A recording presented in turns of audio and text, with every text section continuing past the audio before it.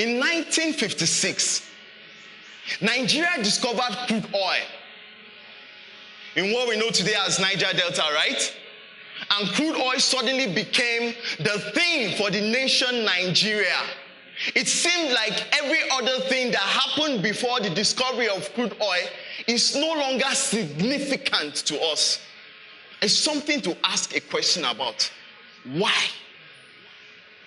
I remember we keep hearing stories of how we exported granite, how we exported cocoa, how we exported raw, all kinds of things were leaving this country. How dollar was nothing compared to naira. How our people can go to the United States of America, how they can go to the UK and get visa on arrival. What happened to us? It seems crude oil to me over the past 64 years have brought about a level of corruption, a level of change of focus from what the dignity of labor, of what the importance of working is, to become, let us just have bulk money, right? Because crude oil is bulk money. So we go to school today with the aim of working in an oil company, isn't it? Or have something that links to an oil company because we are going to get money. But you see, over the past 64 years, it's not just the values of our people have changed, but the fact that the environment have been destroyed. Look at Niger Delta. Look at the mess that is going on over there. They can no longer fish. They cannot fish anymore. They cannot farm. Things are becoming worse for them. And you see, global warming issues and climate change seems to be far there. It's in the West, right? But you see, I can relate global warming to HIV. You see, HIV, it does not attack like coronavirus, right? If you have someone here that you've heard only came in from China, I am sure you will want to excuse the person from here. But you know, if you know that someone here has HIV, it won't be much of a problem. You know why? Because at the point at which you realize, a person realizes they have HIV, it is possible to deal with it. You see, HIV does not kill you instantly. HIV deals with the people slowly. It's the same thing with climate change. You see, the human being cannot understand slow change in things. We only understand instant and sudden changes. And because of this, a country like Nigeria can totally ignore the issues of climate change. Maybe not on paper, maybe not as far as policies are concerned, but as far as implementation are concerned, we are not interested. Today, the entirety of Nigeria seems to run on crude oil. Our economy is crude oil. Our power, I was excited when the power went off. You know why? Because the aim of Renewable campaign is switch to clean energy. Is that we cannot continue like this. For how long? Are you aware that 80% of people who are connected to the national grid actually have generators at home? 80%. We spend $14 billion annually on fueling our generators. $14 billion annually. What is wrong with us? What is wrong with us? Is this normal? Now, we can say that this does not matter. Do you know that 120 million Nigerians are exposed to health hazards simply because they cook with firewood? In fact, last year, it was said that 93,000 people die annually in this country. We don't hear those stories. Why? Fuel. Our environment has become nothing to us. We do not care. It does not matter. We can do whatever it takes to get whatever we need from it, but we do not think about the future. We do not think about the future. Today, it is a challenge. Now, you can think that global warming is far off, but I can show you it's right here. It's right here with us. only that it's slow, so we do not recognize its dangers and its effect. I want you to know that there's an alternative. Yes, absolutely. There's an alternative.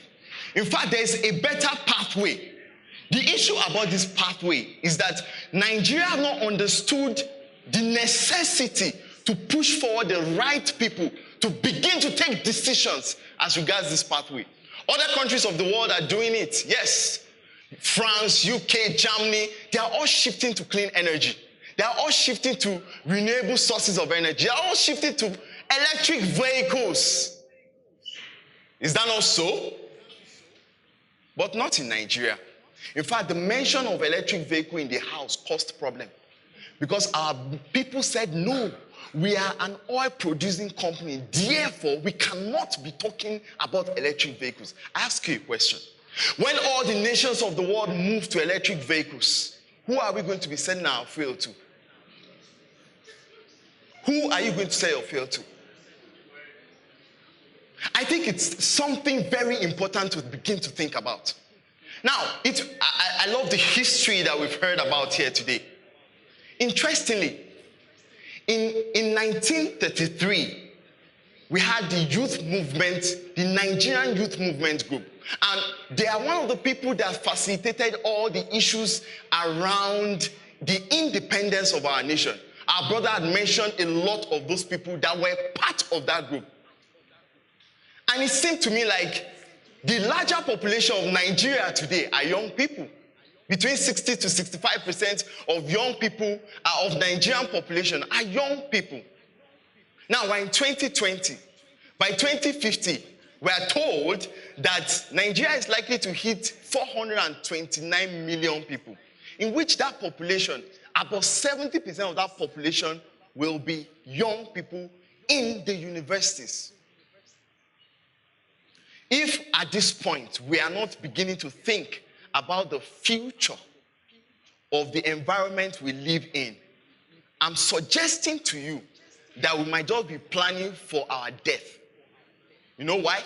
It was strange that last year, Lekki was flooded. Right? We saw pictures all over the social media. It's going to get worse. I'm not scaring you, but it's the truth. It's going to get worse. The boundaries are shifting. Until we shift from the primary use of fossil fuel to an alternative, I'm sorry to tell you that there is really no future to look up to. It's the truth. It's the reality we face today. So Teflon, in tackling the issue of poverty, began to realize that the environment in which people live contributes largely to how much they're able to prosper. Imagine that you live in a drought area. Do you think you can plant there? Imagine that the whole Jos now is flooded. Crops are lost. Houses are lost. Do you think that you can thrive there? No. I can imagine that if the temperature of this particular hall right now is at 40 degrees, I can assure you, you'll not be seated here. We're saying in essence that there is a strategy to move forward, and that is moving to Greenovation. Moving from the fossil base to ideas that can transform our environment using our own creativity as young people. Now, all the nations have talked about fantastic ideas were driven mostly by their government. I love this particular picture. You know why? This is UNN in Enugu State. This car you are seeing is an electric car built by students. Yes. We are encouraging universities to begin to think like this.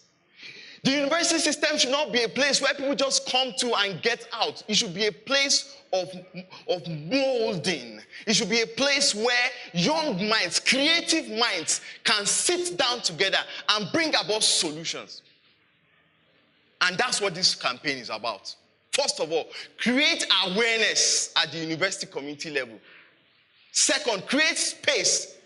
Create space for student-led eco-innovation hubs where young people can come together and create ideas, create models for the future. Lastly, Create space where you can have youth conversations that are embedded in the right value system, in the right competencies to have discussions and to have policy shift all around the nation. I can assure you that it is possible. We can do it. Because the next generation depends on what we do today.